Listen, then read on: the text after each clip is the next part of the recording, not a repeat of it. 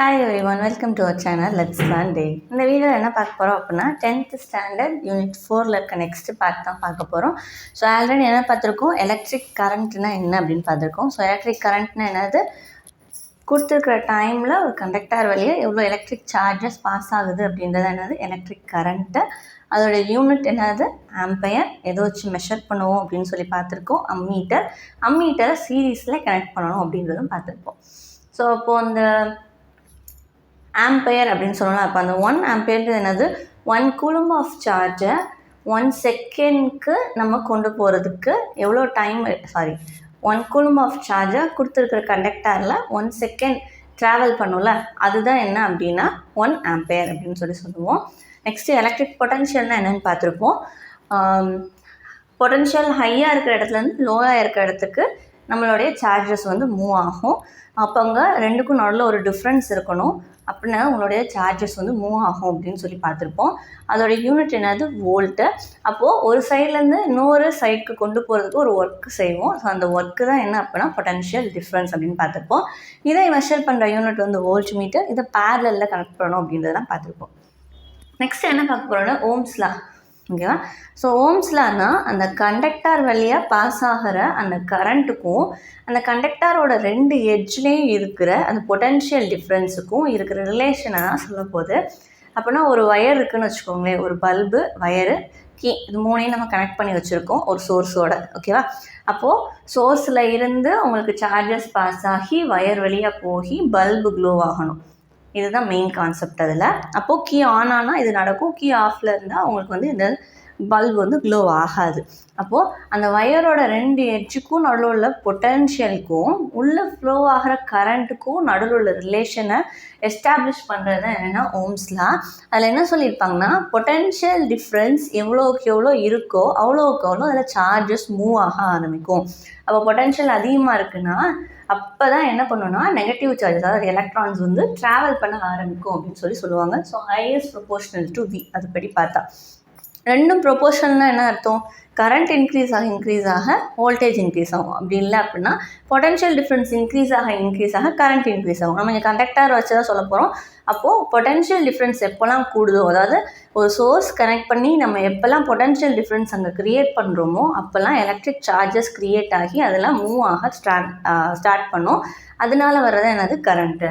அப்போது உங்களுடைய potential difference increase ஆக கரண்ட்டும் இன்க்ரீஸ் ஆகும். So I is proportional to V. அப்போ இந்த V இங்கே வந்துச்சுன்னா I/V is equal to கான்ஸ்டன்ட்னு போட்டுக்கலாம். இந்த கான்ஸ்டன்ட்டு தான் என்னென்னா 1/R. இந்த 1/Rங்கிறது என்ன அப்படின்னா அந்த கண்டக்டர் கொடுக்குற அப்போசிங் கெப்பாசிட்டி. ஓகேவா? அப்போது ஈஸியாக ஃப்ளோ பண்ண விட்டுருமா அப்படின்னு கேட்டிங்கன்னா கரண்ட்டாக கண்டிப்பாக ஃப்ளோ ஆகாது. ஒரு நார்மலாக வாட்டர் பைப் இருக்குது, ஃப்ளோ ஆகுது அப்படின்னா ஸ்மூத்தாக இருந்துச்சுன்னா ஈஸியாக ஃப்ளோ ஆயிரும். அதே இது வேறு ஏதோ ஒரு பாதையில் ஃப்ளோ ஆகுது அப்படின்னா அது ஸ்மூத்தாக இருந்தால் தான் ஃப்ளோ ஆகும் ஈஸியாக. அப்படி இல்லை அப்படின்னா ஃப்ளோ ஆக டைரக்ஷனே இல்லாமல் இஷ்டத்துக்கு ஒவ்வொரு டைரக்ஷனில் போகும். அதே மாதிரி தான் உங்களுடைய கண்டக்டருக்கும் இந்த ரெசிஸ்டன்ஸ் அப்படின்றது எப்படி இருக்குன்றதை பொறுத்து தான் உங்களுக்கு கரண்ட் ஃப்ளோ ஆகும். ரெசிஸ்டன்ஸ் கம்மியாக தான் கண்டக்டருக்கு எப்பயுமே இருக்கணும். ரெசிஸ்டன்ஸ் கம்மியாக இருந்துச்சுன்னா கரண்ட் ஈஸியாக ஃப்ளோ ஆகும். ரெசிஸ்டன்ஸ் அதிகமாக இருந்துச்சுன்னா கரண்ட்டால் ஃப்ளோ ஆக முடியாது. ஸோ ரெசிஸ்டன்ஸ் கம்மியாக இருக்க மெட்டீரியல்ஸ் பேர் கண்டக்டர்ஸ், அதிகமாக இருக்கிற மெட்டீரியல் பேர் இண்டக்டர்ஸ் அப்படின்னு சொல்லி இன்சுலேட்டர்ஸ் அப்படின்னு சொல்லி படிச்சிருப்போம் நம்ம ஆல்ரெடி லோயர் கிளாஸஸில். அப்போ கண்டக்டர்ஸ்னால் என்னது, இட் ஹாவ் லோ ரெசிஸ்டன்ஸ், அதனால தான் 1/Vன்னு சொல்லி போட்டிருக்கோம். இப்போ இதை ரீஅரேஞ்ச் பண்ணிங்கன்னா V = IR அப்படின்னு சொல்லி கிடைக்கும். ஸோ இப்போது கரண்ட்டும் பொட்டன்ஷியல் டிஃப்ரென்ஸும் டைரக்ட்லி ப்ரொபோர்ஷனல்னால இது இன்க்ரீஸ் ஆக இதுவும் இன்க்ரீஸ் ஆகும். உங்களுக்கு அதனால் என்ன கிடைக்குன்னா ஒரு ஸ்லாண்டிங்காக ஒரு ஸ்ட்ரெயிட் லைன் கிடைக்கும். ஸோ நமக்கு இது ஆல்ரெடி தெரிஞ்சிருந்தோம், எக்ஸோடைய வேல்யூ 1, ஒய்யோடைய வேல்யூ 1, எக்ஸோட வேல்யூ 2, ஒய்யோட வேல்யூ 2ன்னு போட்டிங்கன்னா இப்படி ஸ்ட்ரெயிட்டாக தான் இருக்கும். ஓகேவா? அப்போ ரெசிஸ்டன்ஸ்ன்றது என்னது, எலக்ட்ரிக் சார்ஜஸை உள்ளே ஃப்ளோ ஆக விடாமல் அப்போஸ் பண்ணுறது தான் என்னது ரெசிஸ்டன்ஸ். அப்போது கண்டக்டருடைய ஒரு ப்ராப்பர்ட்டி தான் என்னது ரெசிஸ்டன்ஸ். இதோட யூனிட் என்னென்னா ஓம். சிம்பிள் இப்படி போடுவோம், அப்படி இல்லைன்னா OHM அப்படின்னு சொல்லி எழுதுவோம்.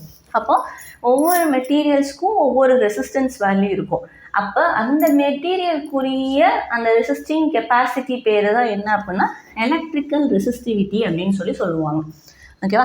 ஸோ அப்போ R is proportional to L, இன்னொன்று என்ன R is proportional to 1/A. அதாவது ஒரு கண்டக்டருடைய ரெசிஸ்டன்ஸ் எதை டிபெண்ட் பண்ணியிருக்குன்னா அது எவ்வளோ லென்த் இருக்குது, அதோடைய ஏரியா எவ்வளோ இருக்குது அப்படின்னு. அப்போது லென்த் இன்க்ரீஸ் ஆக ரெண்டும் டைரக்ட்லி ப்ரொபோஷனல். அப்போது லென்த்து கூடுச்சுன்னா ரெசிஸ்டன்ஸும் கூட ஆரம்பிச்சிடும். அதே இது ஏரியா கூடுச்சு அப்படின்னா ரெசிஸ்டன்ஸ் குறைய ஆரம்பிச்சிடும். ஏன்னா இது இன்வர்ஸ்லி ப்ரொபோஷனல் கீழே இருக்குது, இங்கே டைரக்ட்லி ப்ரொபோஷனல். இப்போ ரெண்டையும் கம்பைன் பண்ணுங்கள், ஆர் ப்ரொபோஷனல் டு எல்/ஏ. இந்த ப்ரொபோஷனாலிட்டியை ரிமூவ் பண்ணுறதுக்கு நான் ஒரு கான்ஸ்டன்ட் கொண்டு வரேன், அதுதான் என்ன ரோ. இந்த ரோ தான் எதை இண்டிகேட் பண்ண போகுதுன்னா அந்த கண்டக்டரோட ரெசிஸ்டிவிட்டியை இண்டிகேட் பண்ண போகுது. அப்போது கண்டக்டர்ஸ்க்கு ரெசிஸ்டிவிட்டி எப்படி இருக்கும்? கம்மியாக இருக்கும். அதே இது இன்சுலேட்டர்ஸ்க்கு ரெசிஸ்டிவிட்டி வேல்யூ அதிகமாக இருக்கும். ஓகேவா? அப்போ ரோக்கு மேலே ரீஅரேஞ்ச் பண்ண என்ன வரும்? RA/Lன்னு வரும். அப்போது ஒரு கண்டக்டரோடைய ரெசிஸ்டிவிட்டி அப்படின்றது என்ன அப்படின்னா resistance per unit length and unit area. அதுதான் என்ன அப்படின்னா ரெசிஸ்டிவிட்டி. கொடுத்துருக்கிற யூனிட் லென்த் அண்ட் யூனிட் ஏரியாவுக்கு அந்த கண்டக்டர் எவ்வளோ ரெசிஸ்டன்ஸ் கொடுக்குது அப்படின்றத என்னது அந்த கண்டக்டருடைய ரெசிஸ்டிவிட்டி அப்படின்னு சொல்லுவோம். ஸோ அந்த கண்டக்டர்னு சொல்கிறது நம்ம நார்மலாக யூஸ் பண்ணுற வயர்ஸுன்னு ஞாபகம் வச்சுக்கோங்க. அதுனா உங்களுக்கு கொஞ்சம் ஈஸியாக இருக்கும் எதை சொல்கிறோன்றது. அதே இது கண்டக்டன்ஸுன்ற அடுத்தது இருக்குது. ரெசிஸ்டன்ஸ் சொன்னோம்ல, இதுக்கு அப்படியே ஆப்போசிட். அது என்ன பண்ணும்? ஃப்ளோ பண்ண விடாமல் தடுக்கும். இது ஈஸியாக உள்ளே ஃப்ளோ பண்ண விடும். அப்போ கண்டக்டன்ஸ் கண்டக்டருக்கு அதிகமாக இருக்கும். அதிகமாக இருந்தால் தான் உள்ள எலக்ட்ரான்ஸ் ஈஸியாக ஃப்ளோ ஆக முடியும். ஸோ அப்போது ஃப்ளோ ஆஃப் சார்ஜஸ் எப்படி இருக்குன்னா ரொம்ப ஈஸியாக இருக்கும். இதுவும் ரெசிஸ்டன்ஸும் இன்வர்ஸ்லி ப்ரொபோஷனல், ரெண்டும் ரெசிப்ரோக்கல் டு ஈச் அதர். அதனால் GS = 1/R. இதோட யூனிட் MHO மோ அப்படின்னு சொல்லுவோம். அப்படி இல்லைன்னா இந்த ஓம் சிம்பிள் போட்டோம்ல, அது போட்டு பவரில் -1 போட்டு காமிக்கலாம். ஓகேவா? ஸோ அது ரெண்டும் இங்கே சைடில் எடுத்து காட்டியிருக்கேன் பாருங்கள். அடுத்தது என்னென்னா கண்டக்டிவிட்டி. ஸோ இங்கே ரெசிஸ்டிவிட்டி சொன்னாலும் அதே மாதிரி அங்கே இன்னொரு டேர்ம் என்ன? Conductivity, electrical conductivity. அப்போது ஒரு கண்டக்டரோட கண்டக்டிங் எபிலிட்டியை சொல்கிறது தான் என்னது? கண்டக்டிவிட்டி. ஸோ அது எதுக்கு ப்ரொபோஷனல்னா it is inversely proportional to the R it is equal to the reciprocal of electric resistance அப்படின்னு சொல்லுவோம்.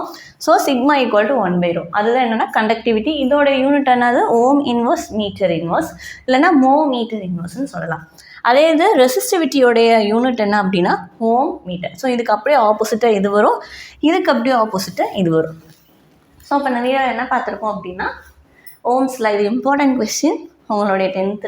இப்போ மட்டும் இல்லை, ஹையர் கிளாஸ் போனீங்கன்னா அது இம்பார்ட்டன்ட் கொஸ்டின் தான். ஸோ ஓம்ஸில் ஃபைனல் ரிலேஷன் V = IR. இதோட ஸ்டேட்மெண்ட் என்ன அப்படின்னா at constant temperature the steady current I flowing through a conductor is directly proportional to the potential difference between the two ends of the conductor. Constant டெம்பரேச்சரை maintain பண்ணும்போது அதில் flow ஆகிற கரண்ட்டும் அந்த கண்டக்டரோடைய பொட்டன்ஷியல் டிஃப்ரென்ஸும் ஈக்குவல், டைரக்ட்லி ப்ரொபோஷனல் அப்படின்னு சொல்கிறது என்ன ஓம்ஸ்ல. So V = IR. இதில் கிடைக்கிற கிராஃப் ஸ்ட்ரெயிட் லைனாக இருக்கும். நெக்ஸ்ட்டு ரெசிஸ்டன்ஸ்னால் ஃப்ளோ ஆஃப் சார்ஜ் அப்போஸ் பண்ணுறது, அது கண்டக்டன்ஸ்னால் ஈஸியாக ஃப்ளோ பண்ண விடுறது. எலக்ட்ரிக்கல் ரெசிஸ்டிவிட்டினா கண்டக்டருடைய ரெசிஸ்டிங் எபிலிட்டியை சொல்கிறது. கண்டக்டிவிட்டினா கண்டக்டருடைய கண்டக்டிங் எபிலிட்டியை சொல்கிறது. ஸோ அதோடைய யூனிட் ரெசிஸ்டன்ஸ்க்கு ஓம், கண்டக்டன்ஸ்க்கு ஓம் இன்வர்ஸ், எலக்ட்ரிக்கல் ரெசிஸ்டிவிட்டிக்கு ஓம் மீட்டர், அதே எலக்ட்ரிக்கல் கண்டக்டிவிட்டிக்கு ஓம் இன்வர்ஸ் மீட்டர் இன்வர்ஸ். இந்த வீடியோவில் ஏதாவது டவுட் இருந்தால் கேளுங்க. தேங்க்யூ.